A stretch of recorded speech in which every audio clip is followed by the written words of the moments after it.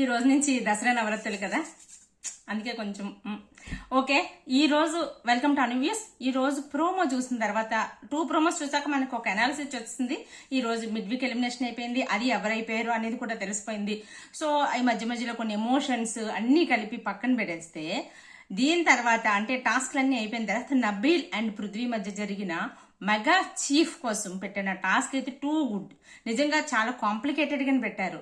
ఎవరు ఫాస్ట్ గా ఆడాలి అంటే మన మైండ్ ఎంత ప్రెజెన్స్ గా ఉంది అన్ని కలిపి ఎంత కన్ఫ్యూజ్ చేసినా సరే మన బ్రెయిన్ ఎలా పనిచేస్తుంది అనేది టాస్క్ టూ గుడ్. ఇందులో పృథ్వీ హైలైట్ అబ్బా, అసలు ఓడిపోయాడని పేరుగా కానీ అందరు మనసులో కూడా దోచేసుకున్నాడు.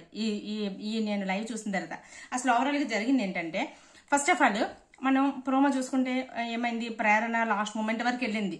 సో లాస్ట్ మూమెంట్ వరకు వెళ్ళిన తర్వాత ప్రేరణని తీసేసిన తర్వాత నబీల్ నిఖిల్ ఉంటారు. తర్వాత నబీల్ ప్రేరణ ఉంటారు. అప్పుడు ప్రేరణను కూడా పక్కన పెట్టేసి నబీల్ని ఉంచుతారు. దాని తర్వాత ఇప్పుడు లైవ్ ఏమవుతుందంటే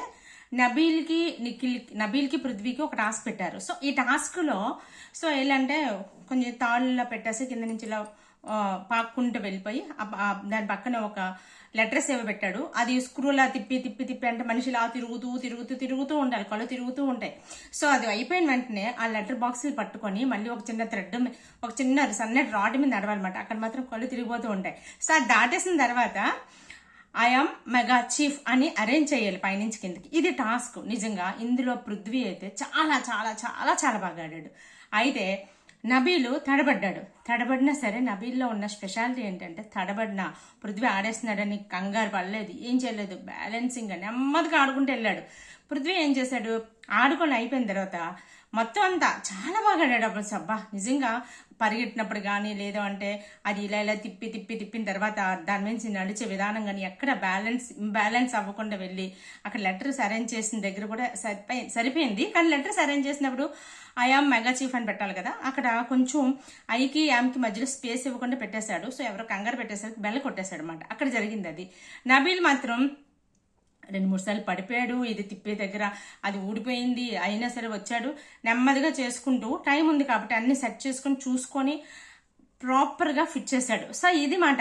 ఇక్కడ నబీల్ టైం తీసుకుని చేశాడు. పృథ్వీ అసలు ఎక్కడ మిస్టేక్ చేయకుండా అక్కడ ఒక మిస్టేక్, అదొక్క మిస్టేకే. దానివల్ల నిజంగా అందరికి టూ గుడ్ అనిపించాడు. టూ గుడ్ ఇచ్చాడు. ఇంకా పృథ్వీ అంతగా నచ్చడానికి కారణం ఏంటంటే ఆర్గ్యుమెంట్ చేయలేదు, ఎవరితో సంచాలకుతో ఆర్గ్యుమెంట్ చేయకుండా కామ్గా వెళ్ళిపోయాడు. అసలు పృథ్వీలో ఏంటి కొత్త యాంగిల్. నిజంగా అసలు ఎంత అనిపించింది అంటే యష్మి ఓవర్ చేస్తున్నా సరే తను రెచ్చిపోలేదు. అక్కడ పక్కెళ్ళి కూడా అంటున్నాడు, యష్మి ఏడ్చేస్తుంది, పక్కెళ్ళి ఏడ్చింది. యాక్చువల్లీ పృథ్వీ కూడా ఏడ్చాడు. చాలా బాధ అనిపించింది, ఎందుకంటే చాలా తక్కువ టైంలో చేశాడు కదా. సో చాలా బాధ అనిపించింది, ఏడ్చాడు. బట్ యష్మి అలా రెచ్చగొట్టి ప్రేరణని అడిగింది, నువ్వు చెప్పొచ్చు కదా ఐకి యామ్కి మధ్యలో స్పేస్ ఇవ్వచ్చు కదా అని. ఇక్కడ ప్రేరణ కూడా ఎంత చక్కగా సంచాలక్యం చేసింది అంటే తను ఎలా చెప్తుంది, తను చెప్పకూడదు అదే చెప్పింది. దాని వే ఆఫ్ ఎక్స్ప్లెనేషన్ కానీ తన క్లారిటీ కానీ టూ గుడ్ ప్రేరణ. సో అమ్మాయికి చెప్తున్నప్పుడు కూడా నేను ఎలా చెప్తాను, చెప్పకూడదు. I am first standard letters, ఇది ఇంగ్లీష్ ఏం అక్కర్లేదు, ఐకి యామ్కి స్పేస్ ఉంటుంది తెలియాలి కదా అని చెప్పింది. Too good. అక్కడ యష్మి ఎందుకో కావాలనే అంటే వాళ్ళ టీము నుంచి తను వాళ్ళ ఫ్రెండ్ రాలేదోనో సంథింగ్ ఏదైనా అయ్యుండొచ్చు, కానీ ప్రేరణ మీద కోపం పెంచేసుకుంది, ప్రేరణ మీద కసి పెట్టేసుకుంది. ఎంతవరకు అంటే ప్లీజ్ బిగ్ బాస్ నన్ను ఒక టాస్క్ పెట్టి అందులో నన్ను సంచాలకుని పెట్టండి, అప్పుడు ప్రేరణ గురించి చెప్తాను అన్నట్టుగా. అసలు ఏంటంటే పిచ్ లాజిక్లని పీకింది, ఓవర్ చేసింది. ఇక్కడ నిఖిల్ కూడా friend, as a friend Prithvi ఓడిపోయాడని బాధపడ్డాడు. కానీ అసలు నిఖిల్ కానీ పృథ్వీ కానీ నిజంగా అంటే ఇక్కడ కూడా ఇప్పుడు సోనియా గారు మాట్లాడకూడదు, కానీ సిచ్యువేషన్స్ అలాంటివి వస్తున్నాయి సార్. సోనియా గారు వెళ్ళిపోయిన తర్వాత ఎంత బ్యాలెన్సింగ్ గా ఉంటున్నారంటే వీళ్ళిద్దరూ. నిఖిల్ కూడా అయిపోయింది అరే సో ఓకే నాకు బాధ అనిపించింది ఓకే, కానీ బట్ నబీల్ కూడా ఇప్పుడు మనం అందరం ఒక టీము, ఇప్పుడు నబీల్ ఒక చీఫ్.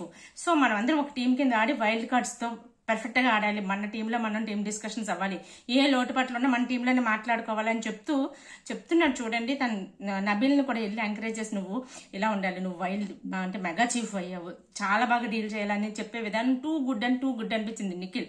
నిజంగా ఒక లీడర్కి ఉండవలసిన లక్షణాలు చాలా వారాల తర్వాత నిఖిల్ని మళ్ళీ చూస్తున్నాం యాజ్ ఎ లీడర్. సో ఇవేండి ఒక మనిషి ఇంపాక్ట్ లేకపోతే మనుషులు ఓవరాల్గా కనిపించింది. సోనియా గారు వద్దు వద్దు వద్దు వెళ్ళిపోవాలి అని ఎందుకు అనుకున్నారు? ఇందుకోసం అనుకున్నారు. ఒరిజినల్ గేమర్స్ బయటకు వస్తారు. నిజంగా వచ్చారు, అందరూ జనాలు అనుకున్నట్టుగానే బయటకు వచ్చారు, పృథ్వీ కానీ నిఖిల్ కానీ ఎవరైనా సరే. సో ఇది ఓవరాల్గా అయితే పృథ్వీ అంత టూ గుడ్, చాలా బాగా బ్యాలెన్స్ చేశాడు. అక్కడ యష్మిన్ పిలిచాడు మాట, టీం అంతా అక్కడ ఉన్నారు కదా, మనది ఒకటే టీం కదరా వెళ్దాం అంటే నేను రాను పో, నాకు నచ్చలేదు అంది. సరే నేను వెళ్తానని చెప్పి వెళ్ళిపోయాడు. అంత చక్కని బిహేవియర్, ఎవరి వల్ల అంత ర్యాష్గా బిహేవ్ చేసేవాడు, ఎంత రూడ్గా బిహేవ్ చేసేవాడు, సంచాలక మీద కూడా వెళ్ళిపోయి యాడ్ చేసేవాడు. అలాంటిది ఎంత బ్యాలెన్స్ చేశాడో తెలుసా, టూ గుడ్ అండి. సో ఇది లైవ్లో ఇప్పటి వరకు జరిగింది. దాని తర్వాత మనం సెకండ్ ప్రోమో చూసాం కదా. సెకండ్ ప్రోమో ప్రకారం ఏంటంటే ఆదిత్యమ్మ గారు ఎలిమినేట్ అయిపోయారు మిడ్ నైట్ 2 అలాగా. సో ఇది ఓవరాల్గా అయితే మొత్తం ఎపిసోడ్ అయిపోయిన తర్వాత ఓవరాల్ అనాలిసిస్ ఏంటో మళ్ళీ మనం మాట్లాడుకోవచ్చు.